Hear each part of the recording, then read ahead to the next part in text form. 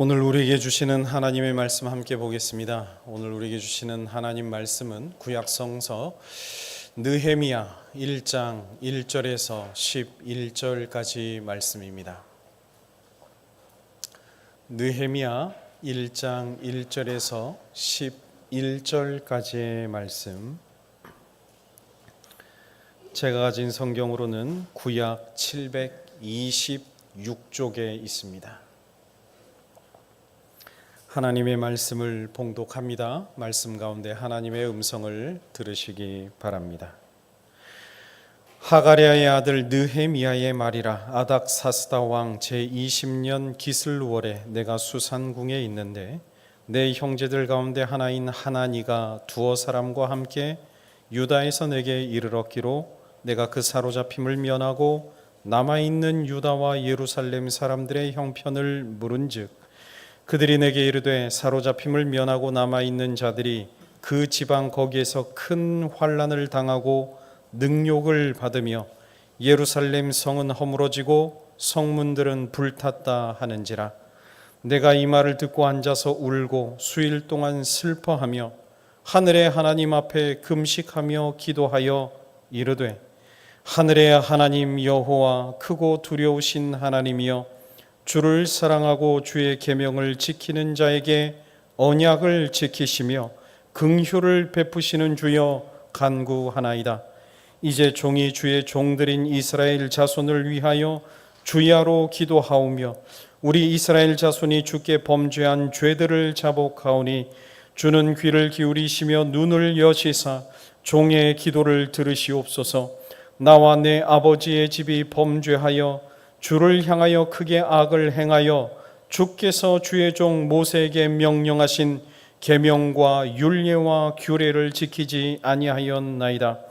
옛적에 주께서 주의 종 모세에게 명령하여 이르시되 만일 너희가 범죄하면 내가 너희를 여러 나라 가운데에 흩을 것이요 만일 내게로 돌아와 내 계명을 지켜 행하면 너희 쫓긴 자가 하늘 끝에 있을지라도 내가 거기에서부터 그들을 모아 내 이름을 두려고 택한 곳에 돌아오게 하리라 하신 말씀을 이제 청하건대 기억하옵소서.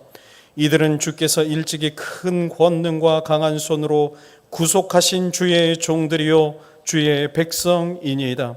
주여 구하오니 귀를 기울이사 종의 기도와 주의 이름을 경외하기를 기뻐하는 종들의 기도를 들으시고 오늘 종이 형통하여 이 사람들 앞에서 은혜를 입게 하옵소서 하였나니 그때에 내가 왕의 술관원이 되었느니라. 아멘. 우리 함께 인사하십시다. 할렐루야. 할렐루야. 네. 한 주간 평안하셨습니까? 평안하셨어요? 네. 지난 한 주도 무척 무더웠죠. 낮에는 잠시 바깥에 서 있는 것만도 참 힘든 또 그런 주간이었던 것 같습니다. 그래도 요즘 새벽마다 묵상하게 하시는 하나님의 말씀이 이럴 때 더 우리에게 힘이 되어 주시는 그런 말씀들을 우리에게 묵상하게 하셨는데요. 자, 지난 주간에 특별히 묵상하였던 말씀 가운데 이 말씀을 꼭 들려드리고 싶어서 서두에 이 말씀으로 인사하려고 합니다. 시편 124편 말씀인데요. 시편 124편 1절에서 5절 말씀을 제가 읽어드리겠습니다. 이스라엘은 이제 말하기를 여호와께서 우리 편에 계시지 아니하셨더라면 우리가 어떻게 하였으랴. 사람들이 우리를 치러 일어날 때에 여호와께서 우리 편에 계시지 아니하셨더라면 그때에 그들의 노여움이 우리에게 맹렬하여 우리를 산채로 삼켰을 것이며 그때에 물이 우리를 휩쓸며 시내가 우리 영혼을 삼켰을 것이며 그때에 넘치는 물이 우리 영혼을 삼켰을 것이라 할 것이로다. 아멘. 이 말씀이 무슨 뜻입니까? 하나님이 내 편에 계시지 않았으면 그렇게 힘들었을 텐데 하나님이 우리 편에 계셔서 우리가 이겨냈다라고 하는 그런 고백이죠. 하나님이 우리 편에 계셨기 때문에 우리가 삼킴 당하지 아니하였고 하나님이 우리 편에 계셨기 때문에 물이 우리 영혼을 삼키지 못하였다. 여러분, 이 말씀 믿으십니까? 믿으십니까? 하나님이 이번 한 주도 나의 편이 되시기 때문에 세상의 모든 위험과 어려움 가운데에서도 건져주신다. 믿으십니까? 바라기는 이 한 주간 주님 주신 이 말씀을 꼭 기억하시고 하나님이 내 편이시기 때문에 아무 걱정이 없습니다. 하나님이 내 편이시기 때문에 아무 두려움 없습니다. 하나님이 내 편이시기 때문에 나를 병풍처럼 둘러 보호하여 주실 줄 믿습니다. 믿음으로 고백하며 승리하는 여러분들 되시기를 주님의 이름으로 축원드립니다. 우리 앞뒤 좌우에 계신 분과 인사하십시다. 하나님이 우리 편이십니다. 네. 하나님이 우리 편이십니다. 하나님 우리 편이십니다. 알렉산더 대왕의 예화 가운데 이런 이야기가 있습니다. 알렉산더 대왕의 참모 가운데에 데닉이라고 이름하는 인물이 있었습니다. 하루는 알렉산더 대왕이 전쟁의 승리 후에 참모들을 다 불러 모아서 너희들의 소원을 말하면 한 가지씩 말하면 내가 들어주리라 약속했다고 합니다. 그때는 지속되는 정복 전쟁으로 인해 모두가 다 지쳐 있는 그런 상황이었기 때문에 많은 참모들은 물질적인 보상이나 휴가 등을 요청하였지만 이 데닉이라고 하는 인물은 참 뜻밖의 소원을 왕에게 요구하는 것이었습니다. 왕이시여, 저에게는 왕이 정복한 나라들 가운데 하나를 저에게 주십시오. 좋았던 분위기가 순식간에 식어졌습니다. 그도 그럴 것이 이 젊은 왕은 그렇게 땅을 정복하고 또 정복하고 또 정복했음에도 만족하지 아니하고 계속하여 정복 전쟁을 하는 왕일진데 그런 왕에게 땅을 달라 요구하니 주변 참모들이 순간 모두 다 왕의 눈치를 살필 수밖에 없었다는 것입니다. 자, 그때 알렉산더 대왕이 정말 뜻밖의 대답을 그에게 하는 것입니다. 좋소, 나라 하나를 그대에게 주겠소. 그대가 나 알렉산더를 나라 하나쯤 떼어줄 만큼 마음이 넓은 사람이라고 믿었기 때문에 나도 그대를 믿고 그대의 소원을 들어주겠소. 이 예화는 우리의 믿음이라는 것이 얼마나 사람의 마음을 기분 좋게 만들고 또 긍정적인 에너지를 주고 또 사람의 기준까지 바꿀 수 있는 그 마음의 뜻과 생각까지 바꿀 수 있는지 잘 보여주는 예화일 것입니다. 중요한 사실은 사람만 그런 것이 아니라는 겁니다. 우리 하나님이 더 그런 분이시라는 것입니다. 히브리서 11장 6절 말씀을 보십시오. 오늘 주보에 요절 말씀으로 실어 놓았습니다. 우리 다 함께 한 목소리로 봉독하겠습니다. 시작. 믿음이 없이는 하나님을 기쁘시게 하지 못하나니 하나님께 나아가는 자는 반드시 그가 계신 것과 또한 그가 자기를 찾는 자들에게 상 주시는 이심을 믿어야 할지니라. 아멘. 무슨 말씀입니까? 믿음이 있는 사람만이 하나님을 기쁘시게 할 수 있고 믿음이 있는 사람만이 하나님이 주시는 상을 누릴 수 있다 하시는데, 그러고 보면요, 우리가 보는 이 성경에 등장하는 모든 훌륭한 믿음의 조상들의 이야기, 여러분 잘 아는 아브라함, 요셉, 모세, 다윗, 다니엘 등등 모든 훌륭한 믿음의 위인들의 이야기들이 하나님의 마음을 기쁘시게 만들었던 훌륭한 믿음의 이야기였다는 사실요. 하나님께서 오늘 우리에게 들려주시는 이 느헤미야의 이야기도 그렇습니다. 먼저 오늘 말씀의 역사적인 배경을 살펴보면요, 느헤미야가 바벨론 포로의 생활을 청산하고 예루살렘으로 드디어 귀환했을 때 예루살렘 성벽은 너무나 처참하게 무너져 있었습니다. 도무지 이 성읍 예루살렘을 방비할 수 없는 정말로 처참하게 찢어진 그런 수준이었습니다. 그래서 느헤미야가 이 예루살렘 성벽과 성문을 수복하려 하는데 그게 정말로 수많은 장애물들과 방해자들이 그 주변에 널려 있었거든요. 그럼에도 불구하고 느헤미야는 백성들과 더불어서 이 불가능에 가까웠던 이 성벽 재건요, 성문 재건을 단 52일 만에 재건해 내었던 것입니다. 나아가 바로 그 건축을 통해서 이스라엘은 다시 한번 영적으로 도덕적으로 한 걸음 더 높이 도약하게 되었는데, 이 모든 일들이 어디에서부터 시작이 되었느냐? 바로 느헤미야의 믿음으로부터 시작되었다는 사실입니다. 자, 오늘 말씀을 통해 듣게 되는 이 느헤미야의 믿음의 이야기는 어떤 내용을 담고 있을까요? 그가 전적으로 믿고 의지하였던 하나님을 그는 어떻게 고백하고 있을까요? 먼저 느헤미야가 굳게 믿었던 그 하나님에 대해서 오늘 말씀은 이렇게 설명하고 있습니다. 오늘 말씀 5절을 보십시오. 이르되 하늘의 하나님 여호와 크고 두려우신 하나님이여, 주를 사랑하고 주의 계명을 지키는 자에게 언약을 지키시며 긍휼을 베푸시는 주여 간구하나이다. 아멘. 자, 느헤미야는 자신이 굳게 믿는 하나님을 향하여 어떻게 고백하였냐면, 첫 번째로 하늘의 하나님이라고 고백합니다. 하늘의 하나님이요. 여러분, 하늘의 하나님이 도대체 어떤 의미일까요? 성경에서 하늘, 곧 히브리어로 샤마임이라고 하는 단어의 의미는요, 크게 두 가지 의미로 성경에서 쓰여집니다. 첫째는 해와 달과 별들이 있고 공중에 새들이 날아다니는, 우리가 알고 있는 바로 그 하늘요, 그 하늘입니다. 그리고 이제 하늘의 두 번째 의미는요, 하나님이 계시는 곳을 지칭하여 하늘이라고 표현합니다.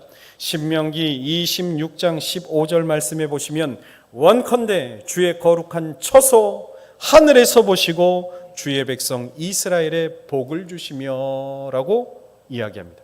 그러니까 이 하늘의 의미는요, 그냥 높이를 나타내는 단어가 아닙니다.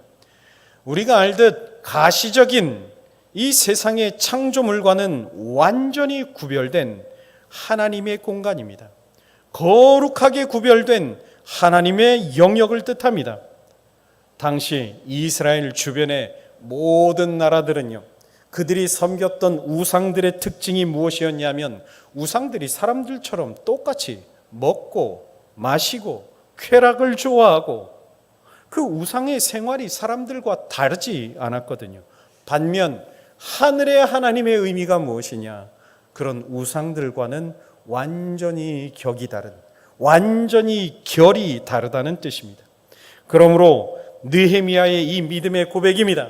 하늘의 하나님이란 완전 무결하고 이 세상의 다른 신들과는 전혀 구별되는 유일하신 하나님이라는 고백이 하늘의 하나님이었다는 거예요.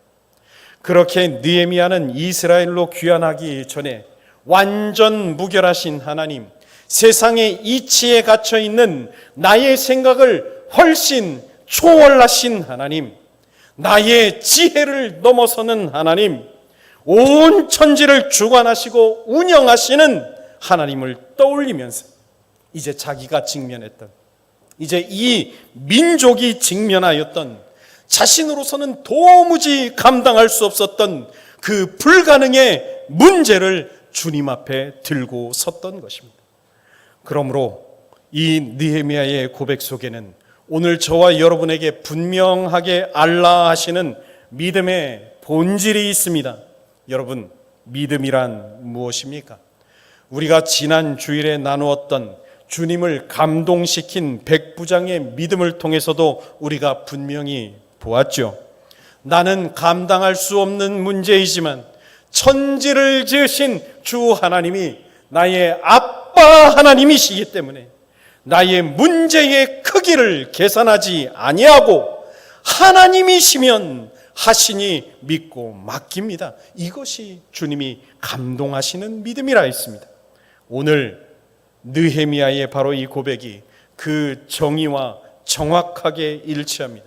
이 성벽 재건의 문제가 자신이 생각하기에는, 자신이 감당하기에는 불가능하지만 이를 방해하는 장애물들과 방해꾼들을 보았을 땐 내가 감당할 수 있는 크기의 수준이 아니지만 내가 믿는 하나님은 하늘의 하나님이신, 하늘의 하나님이시면 가능합니다는 고백이요.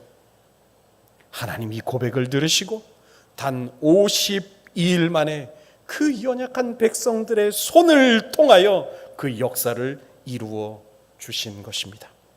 사랑하는 여러분, 오늘 말씀을 묵상하며 이 느헤미야의 고백을 기억하십시오. 이 느헤미야의 믿음을 배우시기 바랍니다. 나의 하나님은 하늘의 하나님이시라. 나의 오늘의 모든 삶의 문제들을 나를 힘들게 하고 나를 낙심하게 하고 나를 좌절하게 만드는 모든 불가능의 문제를 가능케 하시는 전능하신 하나님이 나의 하나님이심을 고백합니다. 이 느헤미야가 경험하였던, 이스라엘 민족이 경험하였던 이 기적의 역사, 능력의 역사를 이루고 감사와 감격의 기쁨을 누리며 살아가는 여러분들이 되시기를 주님의 이름으로 축원드립니다. 두 번째로 느헤미야가 굳게 믿었던 하나님 어떤 하나님이신가? 5절 중반부에 보시면 이렇게 고백을 합니다. 주를 사랑하고 주의 계명을 지키는 자에게 무엇을 지키신다고요? 무엇을 지켜요? 언약을 지키시며 그럽니다. 언약을 지키시며 그럽니다.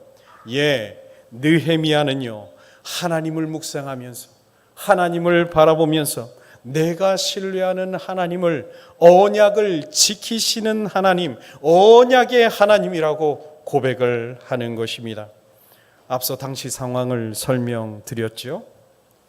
하나님이 은혜를 주셔서 이 바벨론 포로 생활에서 해방은 이루었지만 예루살렘에 돌아보니까 이건 해방이라고 볼 수 없을 만큼 그들의 상황이 너무나 처참하고 참담한 상황이었던 것입니다.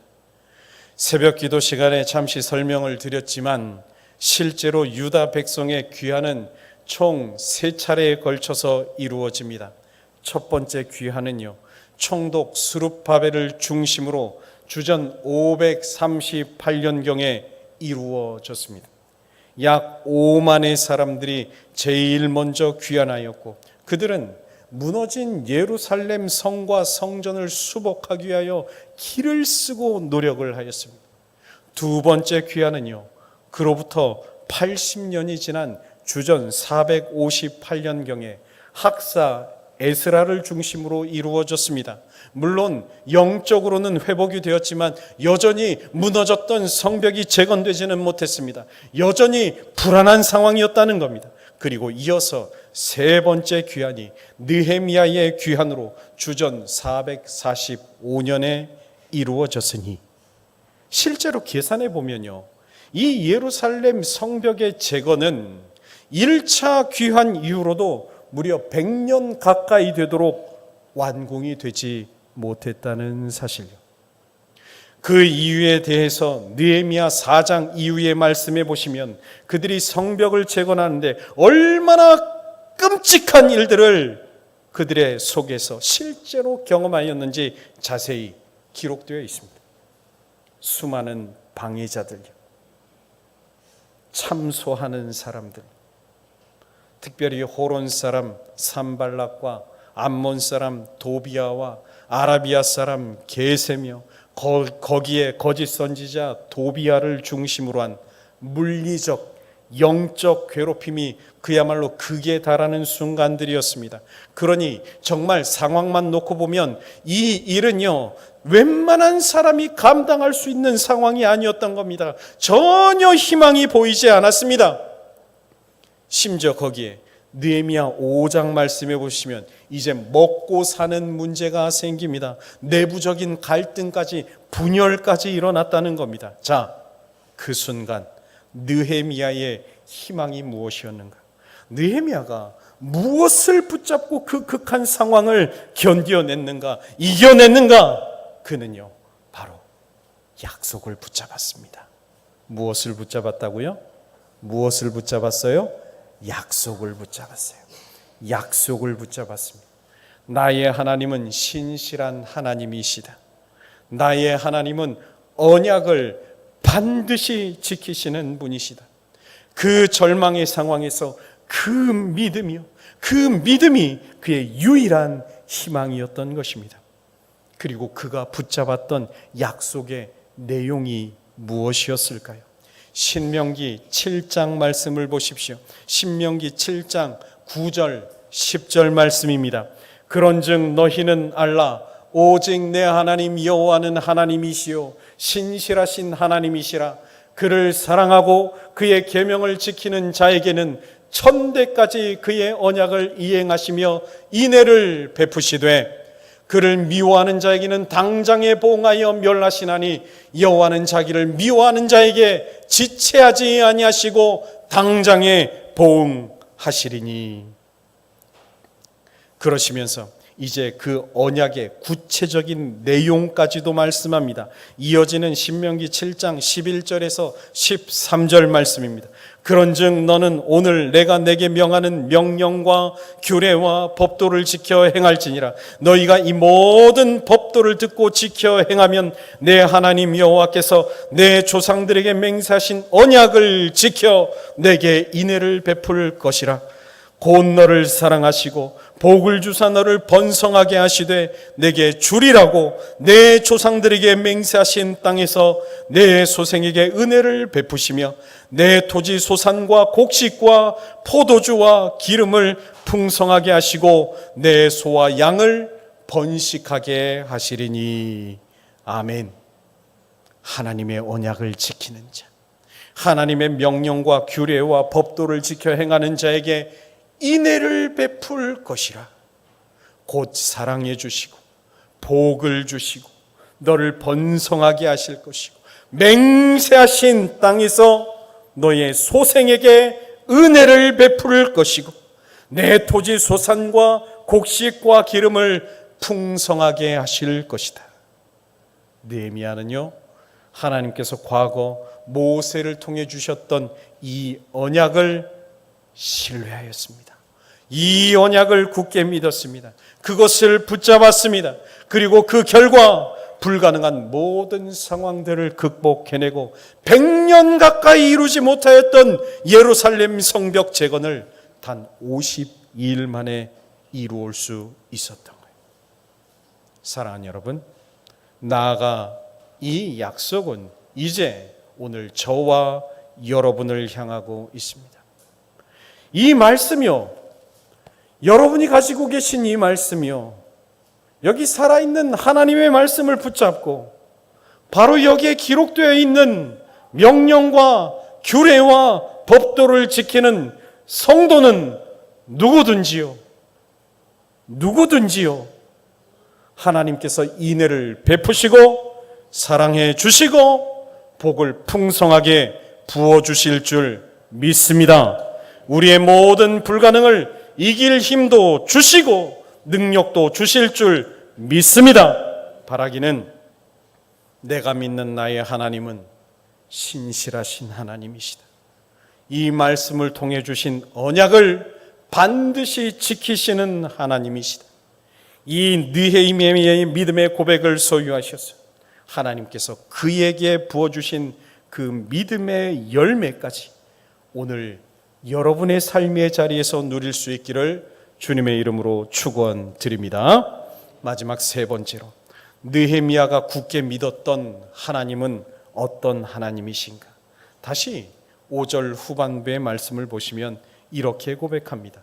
긍휼을 베푸시는 주여 간구하나이다. 긍휼을 베푸시는 주여 간구하나이다. 바로 긍휼을 베푸시는 하나님입니다. 자, 다시 오늘 말씀의 상황 속으로 들어가 보십시오. 오늘 말씀 1절에서 3절 말씀에 보시면 이 느헤미야가 절망할 수밖에 없었던 한 사건을 이야기하고 있습니다. 1절에서 3절입니다. 하갈의 아들 느헤미야의 말이라. 아닥사스다 왕 제20년 기슬루월에 내가 수산궁에 있는데 내 형제들 가운데 하나인 하나니가 두어 사람과 함께 유다에서 내게 이르렀기로 내가 그 사로잡힘을 면하고 남아있는 유다와 예루살렘 사람들의 형편을 물은즉 그들이 내게 이르되 사로잡힘을 면하고 남아있는 자들이 그 지방 거기에서 큰 환난을 당하고 능욕을 받으며 예루살렘 성은 허물어지고 성문들은 불탔다 하는지라. 느헤미야가 예루살렘으로 귀환했다가 돌아온 동생 하나니를 통해서 예루살렘의 형편을 듣는데요, 이 바벨론의 포로였다가 예루살렘으로 돌아간 사람들의 상황, 근황을 물은 겁니다. 물으니까 그들이요 큰 환난을 당하고 능욕을 받고 있고 예루살렘 성벽은 다 무너져 버렸고 그 성문들은 완전히 불타버렸다는 충격적인 이야기를 듣게 된 겁니다. 여러분, 이 보고를 받았을 때, 이 이야기를 들을 때 느헤미야의 마음이 어땠을까요? 그들이 어떤 마음으로 귀환했는데요, 감사와 감격으로 예루살렘으로 돌아갔잖아요. 타국의 포로가 되어서 수치심 가득한 세월을 이제 겨우 극복해내고 그렇게 교양으로 돌아갔는데 그들의 삶의 이야기를 들으니까 환난을 당하고 있대요. 능욕을 당하고 있대요. 예루살렘은 다 망가져 버렸대요. 그 이야기에 여러분 얼마나 낙심이 되었을까요? 실제로 4절에 보시면 느헤미야의 마음이 얼마나 절망스러웠으면 그 말을 듣는 순간요 수일 동안 슬피 울고 금식하면서 기도를 했다는 것입니다. 여러분, 만일 오늘 우리가 느헤미야와 같은 상황이었으면 어땠을까요? 제가 그와 같았으면 아마 크게 낙심하고 절망한 나머지, 아니 하나님께서 은혜로 보내셨잖아요. 하나님께 거가 살라고 보내셨고는 어떻게 이렇게 하실 수 있습니까? 강하게 따져 물었을 겁니다. 그렇잖아요. 하나님이 은혜를 주셔서 예루살렘으로 돌아갔잖아요. 그러면 우리의 상식으로는 하나님이 거기에서도 문제를 해결해 주셔야 되는 게 맞잖아요. 그런데 느헤미야는요, 이 절망적인 이야기를 들으면서도 분명 마음이 슬프고 낙심도 되었지만 이제 한 가지 분명한 사실을 믿고 하나님 앞에 엎드려 이렇게 기도하는 것입니다. 긍휼을 베푸시는 주여, 기도하오니 부디 들어 주십시오. 예, 느헤미야가 굳게 믿은 세 번째 하나님의 이름은 긍휼의 하나님이었습니다. 긍휼의 하나님이요, 긍휼의 하나님이 그에게, 그리고 오늘 우리에게 대체 어떤 의미일까요? 긍휼히 여기는 거예요. 여러분, 이거 그냥 단순히 불쌍히 여기는 게 긍휼이 아닙니다. 그건 긍휼의 진정한 의미가 아닙니다. 이 부분을 번역한 여러 영어 역본들을 살펴보면요, 크게 세 가지로 번역이 되어 있는 것을 발견할 수 있었습니다. 첫째는 loving kindness요, 친절하고 자비로운 사랑으로 표현이 되어 있었습니다. 두 번째는요, steadfast love, 불변의 사랑이요, 변하지 않는 사랑이래요. 세 번째는요, unfailing love요, 끊어지지 않는 사랑이요, 변치 않는 사랑을 의미했습니다. 결국 무슨 뜻입니까? 긍휼히 여기시는 하나님이란, 이 느헤미야의 고백 안에는 하나님께서 지금 우리의 이 상황, 나의 이 상황에 있는 우리를 결코 포기하지 않을 것이고 변함없는 사랑으로 인도해 주실 것이고 우리의 아픔에 동참하셔서 자비로 함께 하실 것이라는 믿음의 고백이 긍휼의 하나님이라는 고백 안에 담겨 있었다는 것입니다. 결국 긍휼의 하나님은요, 느헤미야의 기도를 들어주셨습니다. 환난을 당하고 능욕을 당하던 이스라엘 백성들을 건져 주셨습니다. 그러니 여러분 꼭 기억하십시오. 오늘 우리가 세상을 살아가면서 힘들고 어렵고 낙심이 되는 순간 있습니다. 분명히 있습니다. 그렇지만 살아계신 하나님의 이름이요, 긍휼의 하나님의 이름을 부르짖을 때, 오늘 우리가 마주한 모든 아픔들요, 우리가 해결하지 못해서 지었던 모든 한숨들요, 우리를 절망에 빠뜨렸던 모든 문제들요, 긍휼의 하나님이 다 들으시고 함께 아파하시고 자비하심으로 건져주시고 그 모든 상황과 환난을 감당할 힘과 능력을 부어주실 줄 믿습니다. 긍휼의 하나님의 이름을 기억하시고 한 주간 믿음으로 승리하는 성도 여러분들 되시길 주님의 이름으로 축원드립니다. 말씀 마칠게요. 존 버년이 쓴 철로 역정에 보시면 그리스도인과 희망이라는 두 사람이 함께 길을 가다가 절망이라는 거인에 붙잡히는 장면이 나옵니다. 거인은 두 사람을 잡아다가 의혹의 성 가장 깊은 지하실에 가두어 버리는데 정말로 빠져나갈 길이 없는 막막한 현실 앞에서 그리스도인과 희망은 주저앉게 됩니다. 그때 그리스도인이 가슴속을 뒤적뒤적 거리다가 무언가를 찾아 꺼내게 되었습니다. 그것은 약속이라는 열쇠였습니다.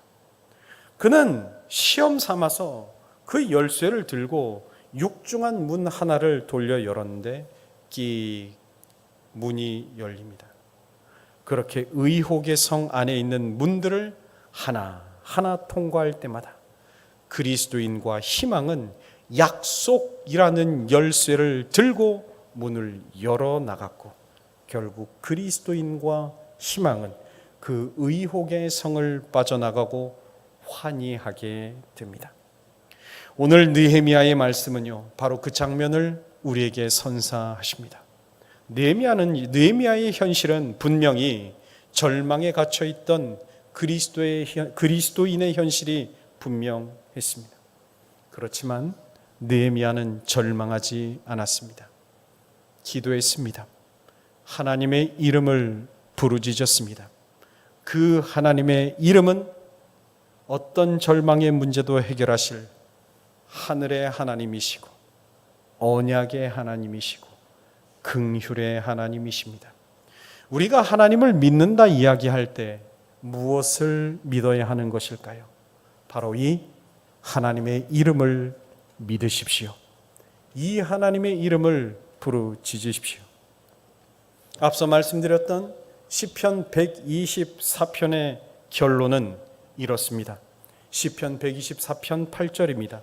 우리의 도움은 천지를 지으신 여호와의 이름에 있도다. 다 같이 한번 읽어보십시다. 시작.